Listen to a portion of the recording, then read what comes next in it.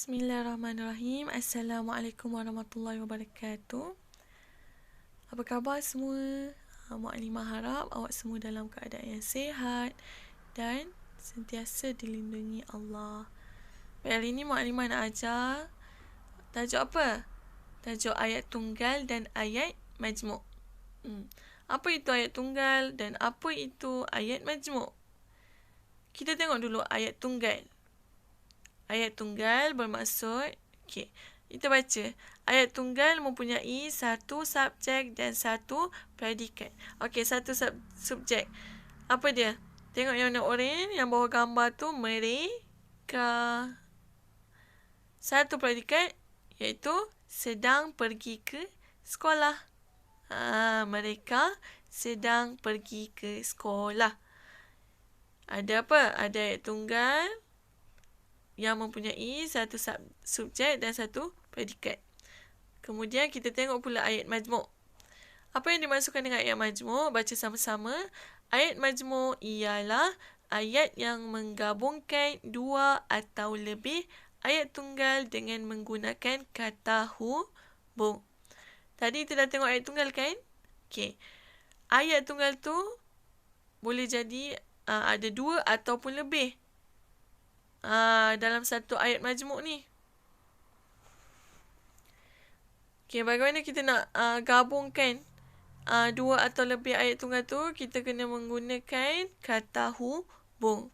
Sebelum saya tunjuk contoh ayat-ayat majmuk, saya tunjuk dulu apa itu kata hubung.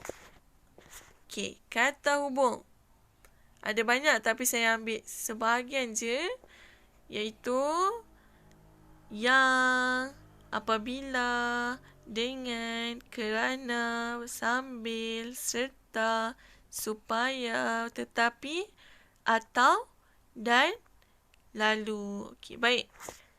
Kalau awak nampak je kata hubung ni, contohnya kerana ataupun sambil atau. Itu ialah ayat majmuk, bukan ayat tunggal. Boleh buka buku teks muka surat 58. Kita baca dulu yang warna biru tu. Yang warna biru ni. Yang warna biru ni ada dua ayat tunggal dibagi. Kita nak kena jadikan dua ayat tunggal ni ayat majmuk. Pekerja itu menukul tiang pagar. Ayat tunggal kedua, pekerja itu menggunakan penukul. Jadi macam mana kita nak jadikan dia ayat majmuk? Kita kena guna perkataan dengan. Dengan ni apa? Dengan ni ialah kata hubung. Macam mana kita nak buat? Mula-mula kita buang titik. Sebab kita nak jadikan ayat kan? Nak jadikan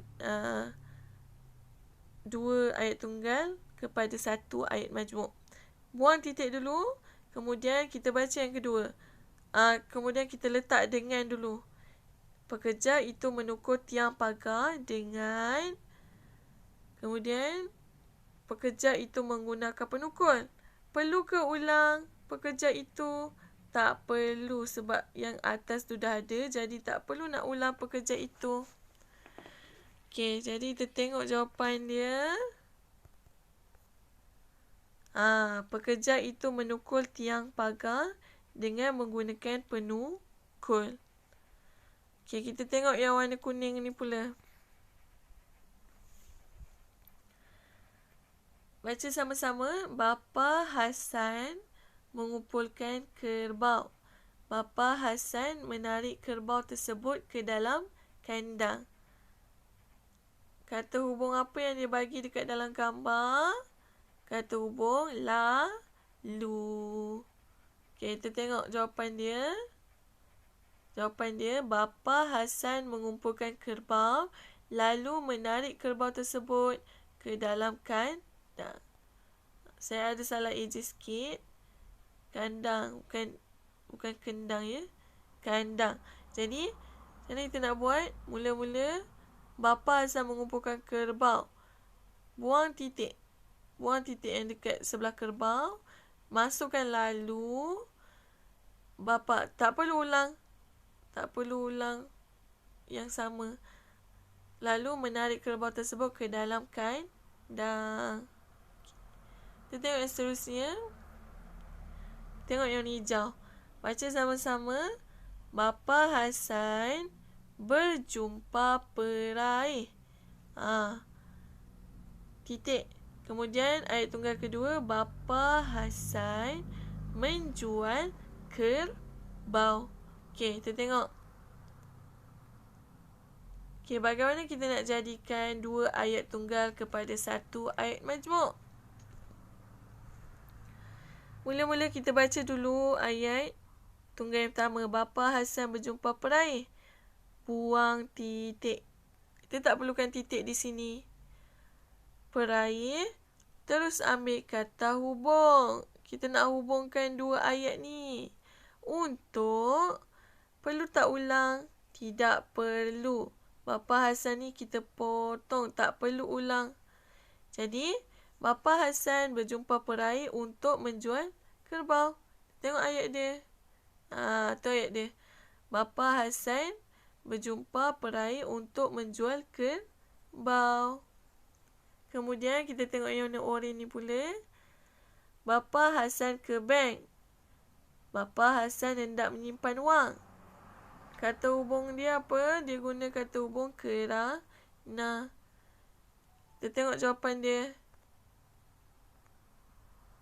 Jawapan dia, Bapa Hasan ke bank kerana dia hendak menyimpan wang. Macam mana kita nak buat tu? Okey, mula-mula Bapa Hasan ke bank. Buang dulu titik. Kerana letak kata hubung. Kita nak hubungkan dua ayat tunggal. Kerana tak perlu ulang Bapa Hasan lagi. Ulang je dia. Kerana dia. Maaflah tulisan saya macam tu. Kerana dia hendak menyimpan wang. Titik. Okey, boleh faham? Kita boleh. Saya nak murid-murid semua buat buku latihan. Buat latihan pada buku aktiviti muka surat 66, 67 dan 69. Sekian, terima kasih semua.